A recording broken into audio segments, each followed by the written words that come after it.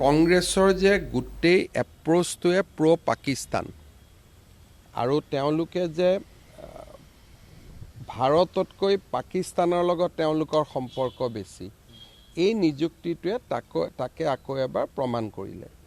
দ্বিতীয়তে, কংগ্ৰেছত ভূপেন বৰাই হওক বা আন কোনোবাই হওক, হিমন্ত বিশ্ব শৰ্মাই হওক, ভূপেন বৰাই হওক, যিকোনো সৰু ঘৰৰ পৰা থকা মানুহ বা সৰু ঘৰৰ পৰা ওলোৱা মানুহ যে ইয়াত ৰাজনীতি কৰিব নোৱাৰে, সেই কথাটো আজি নিযুক্তিটোৱে আকৌ এবাৰ প্ৰমাণ কৰিছে। মই আজিৰ পৰা আগত দিলীপ শইকীয়া, মই ভূপেন বৰা, আমি একেলগে গুৱাহাটীৰ পৰা এখন ফ্লাইটত ঘূৰি গৈছিলোঁ। দিলীপ শইকীয়া আছিল, তেতিয়াই মই ভূপেন বৰাক কৈছিলোঁ যে তোমাক এপ্ৰিল মে' মাহত ভাঙি দিব। আৰু আজি অলপ আগতে দিলীপ শইকীয়াই মোক ফোন কৰিছে যে দাদা আপুনি কেনেকৈ গম পাইছিলে। কাৰণ তেওঁলোকে যেতিয়া এটা সময় থাকে, যেতিয়া পাৰ্টিটো ভাঙি যায়, তাক ভাল কৰাৰ কাৰণে আপোনাৰ মোৰ দৰে সাধাৰণ মানুহক ব্যৱহাৰ কৰিব।